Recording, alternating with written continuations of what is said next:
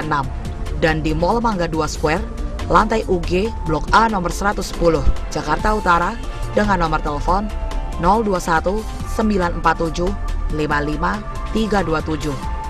Scientist Home Indonesia, kesehatan untuk seluruh masyarakat. Pemirsa, tadi kita sudah saksikan bersama penayangan profil dari Scientist Home Indonesia. Tentu masih bersama Dr. Rumi Altobing. Dok, Anda bisa menjelaskan dok, bagaimana tenaga-tenaga medis yang ada di Scientist Home Indonesia? Ya, tenaga-tenaga medis yang ada di Scientist Home Indonesia itu terdiri dari dokter-dokter yang qualified. Ya, qualified. Ya, dianggap memang sudah dapat mempertanggungjawabkan apa yang harus dia jelaskan terhadap pasien-pasien yang ingin mengetahui kondisi kesehatannya. Ya. Kami dapat menjelaskan bahwa fasilitas yang ada di SHI ini adalah pemeriksaan-pemeriksaan yang mungkin di lain tempat tidak ada, yang disebut MDI. MDI. MDI ini menjelaskan kondisi dari si pasien dalam fase dini. Jadi kalau kita biasanya general check up, kita akan dapat menilai dalam hal yang sudah lebih berjalan ke depan. Namun di SHI kita akan memperoleh hasil yang sedini mungkin merupakan sinyal-sinyal untuk penyakit-penyakit tertentu. Di samping itu kita boleh memeriksakan diri untuk tulang, kepadatan tulang atau laboratorium sederhana seperti mengetahui kolesterol, gula, dan lain-lain seperti asam urat. Di sana juga kita dapat memperoleh konsultasi yang lebih luas dari para medis dan suster-suster atau perawat-perawat yang sudah dilatih untuk menjawab pertanyaan-pertanyaan yang dibutuhkan oleh pasien itu sendiri. Ya, itu untuk tenaga medis ya dokter ya? Bagaimana dengan fasilitas-fasilitas yang ada di Scientist Home Indonesia dok? Fasilitas-fasilitas yang lain itu merupakan hal-hal yang apa yang dibutuhkan oleh pasien itu sendiri, seperti tadi saya sudah katakan, laboratorium, ada MDI, ada untuk pemeriksaan tulang, untuk kepadatan tulang, mengetahui sejauh mana apakah dia sudah mengalami kerapuhan tulang, dan itu semua dapat diatasi di Scientist Home Indonesia. Ya, jadi begitu lengkap sekali dokter ya. Jadi pasien itu bisa mengetahui gejala dininya dan juga bagaimana mencari solusi yang terbaik untuk penyakitnya dok. Benar. Pemirsa, sudah kita saksikan bersama penjelasan tentang cara pengobatan di Scientist Home Indonesia. Nah pemirsa, tetap bersama kami. Nanti kita akan membahas lebih seru lagi mengenai obesitas dan juga bagaimana cara penanganannya dengan metode pengobatan yang ada di Scientist Home Indonesia setelah yang satu ini. Makanan-makanan cepat saji adalah merupakan satu faktor yang sangat memungkinkan untuk menjadi gemuk. Kenapa? Karena memang dia mengandung banyak lemak.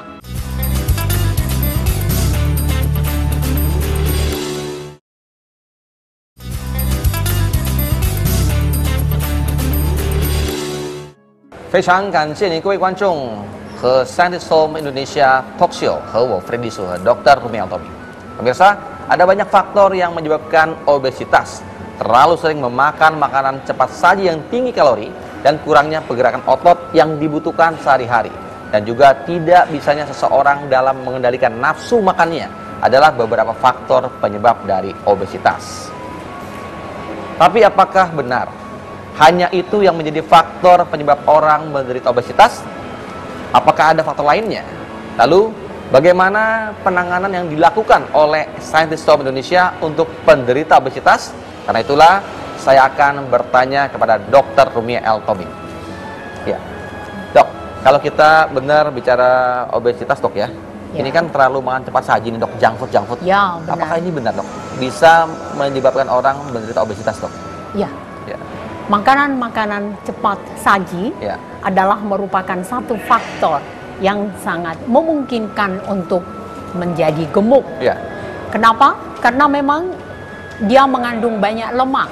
Seperti apa nanti yang bisa kita lihat beberapa jenis makanan di tempat-tempat tertentu, restoran-restoran masa kini yang juga sangat mempengaruhi masyarakat Indonesia.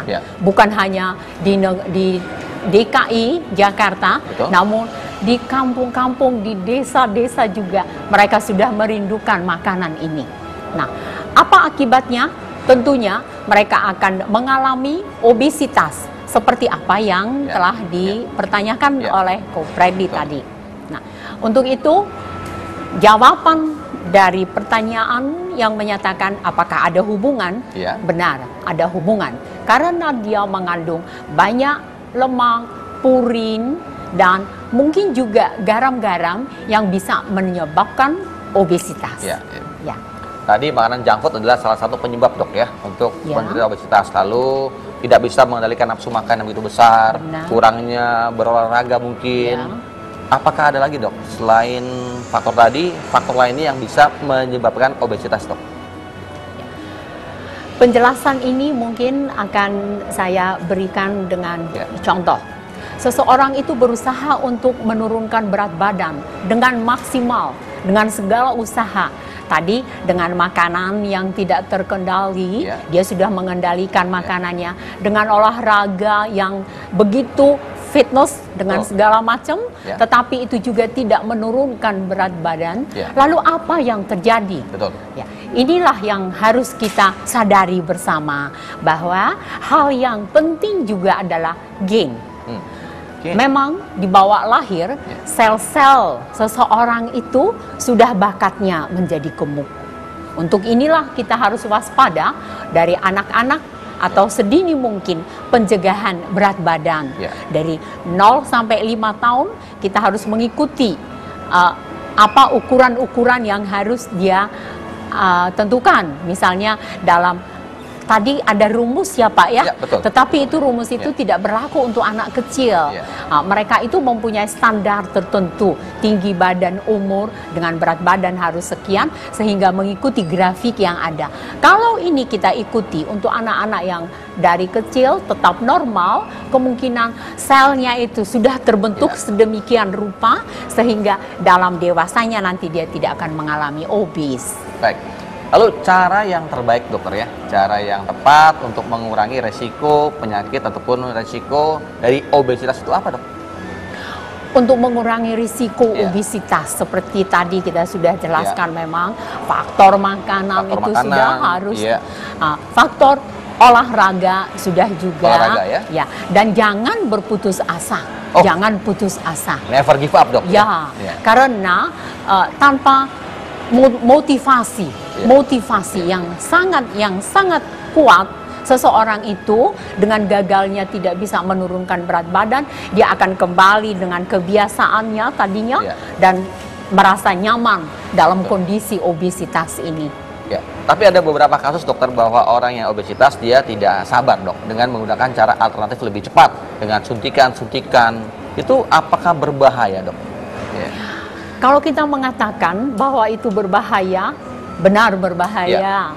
Tapi mungkin itu pilihan terakhir yang barangkali oleh seseorang apa daya, memang harus dengan obat, harus dengan suntik. Namun pada saatnya saya sebutkan, dengan berhentinya itu dia akan mekar, malah akan lebih mekar dari yang pertama. Jadi dengan suntikan itu membuat kurus, tapi setelah tidak suntik lagi dia akan mekar dan lebih gemuk lagi dok. Lebih gemuk daripada pertama dia sebelum. Jadi itu harus diperhatikan bahwa hal-hal penyuntikan, hal-hal memakan obat atau lain-lain sejenisnya yang sekarang sangat populer itu harus dikaji ulang. Dan untuk tidak mengalami komplikasi-komplikasi terhadap penyakit-penyakit tertentu sampai gagal ginjal. Boleh. Jadi diet itu memang harus ada aturannya, tidak sembarangan. Ada aturan. Makanan-makanan obat oral yang sekarang banyak beredar itu harus diperhatikan. Apakah memenuhi persyaratan kesehatan atau tidak? Baik dokter. Tadi sempat disinggung oleh dokter bahwa ada orang kurus, ada orang gemuk dok. Tapi yang anehnya gini dok, Orang kurus makan dok ya, makan banyak sekali, tapi tetap saja kurus dok. Sedangkan orang gemuk makan sedikit saja dia bisa menjadi gemuk. Ini faktornya apa dok? Ya benar. Jadi seseorang dengan porsi yang sama, kemungkinan si A dengan si B ini kita harapkan akan tetap berat badannya serupa. Betul. Namun kenyataannya mereka berbeda. Yang satu tetap normal, yang satu lagi sudah melebihi berat badan yang kita sebut obes. Kenapa? Itu kembali tadi penjelasannya, karena gen seseorang menentukan untuk berat badan. Oh, jadi faktornya adalah gen seseorang itu sangat menentukan untuk faktor berat badan seseorang. Nah, pemirsa, ternyata sering makanan junk food ataupun makanan berlemak tidak hanya menyebabkan obesitas ataupun kegemukan, tetapi juga dapat berdampak pada persendian kita dan akhirnya membuat kita kesulitan dalam bergerak. Pemirsa, setelah yang satu ini tetap bersama kami karena kita akan membahas kembali mengenai obesitas dan juga bagaimana cara penanganan yang tepat bersama S. Hahito. Yang pertama, kita harus menurunkan berat badannya dulu. Penanganan ya. Penurunan berat badan itu